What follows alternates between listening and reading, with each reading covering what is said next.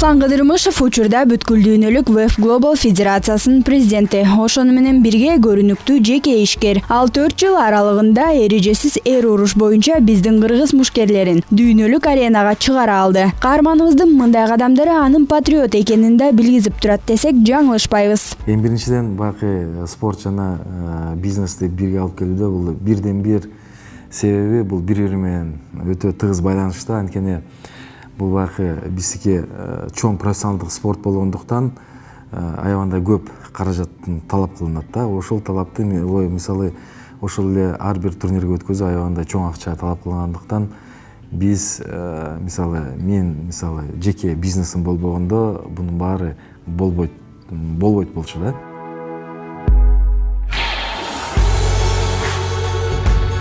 Бир сөз менен адамды көкөлөтүп көтөрүп, же болбосо чөгөлөтүп түшүрүп коюуга мүмкүн. Бул сөздүн күчү, кудурети канчалык маанилүү экенинен кабар берет. Муну Руслан Кыдырмышев өз жашоосунда бүгүнкү жеткен ийгилигинде тастыктады. Ага карата көңүлгө, намыска катуу тие турган сөздөр айтылган учурлар болгон. Андай учурларды ал жеке пайдасы үчүн гана колдоно алган. Чындап келгенде мондай бир терс нерселерди айтканда баягы бир жолу бир убакыт болду эле, бир жакын адамдардын бири Руслан, сен колуңан уштуу эчтеке келбейт эле окшойт.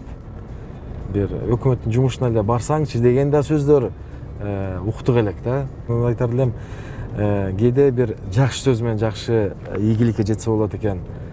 Сени мактап, молодец, ушунан кайтпа десе, бир мотивация болот экен.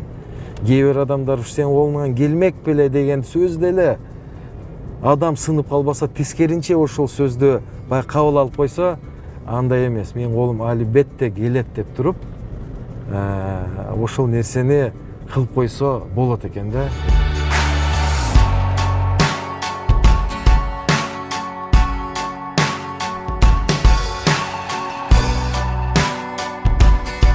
Ар дайым баягы акыл насаатын айтып турат эле. Ай балдарым, алдабагыла. Баягы өзү айткан бир сөзү бар. Андан көрө чындыкты айтып туруп өлүп кете бергиле деп айтат эле да. Анан бул баягы жаш кезиңен эле атаң чындыкты айтып жүргүлө. Баягы ар дайым эч качан адамдын артынан сүйлөбөгүлө. Алдыңарга бир максат койсоңор, ошол максатка жетишкенге ар дайым аракетиңерди көргүлө. Кандай гана болбосун депчи. Эми мен ойлойм, бул атанын сөзү биз үчүн бул эң бир жашоодогу бир чоң таасир тийгизген адамдардын бири бул биздин атабыз. Убакыт зымыраган куш эмеспи? Андыктан ийгиликти багындыруунун дагы бир сыры бул убакытты туура пайдалануу. Ар бир ишти баштоодо анын күнүн, жада калса мүнөтүнө чейин пландаштыруу керек экендигин белгиледи.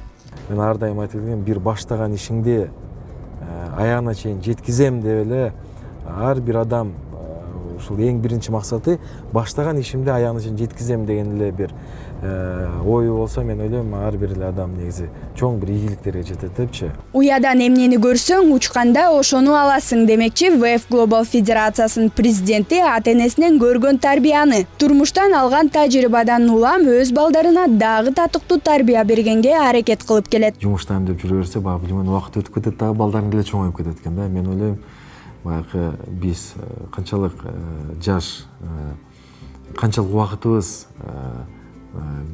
баягы аз болуп, жумуштарыбыз канчалык көп болсо дагы, мен ар дайым айтам, мен 6-дан кийин жумушту токтотуп, үйгө барууну негизи аракет кылам да.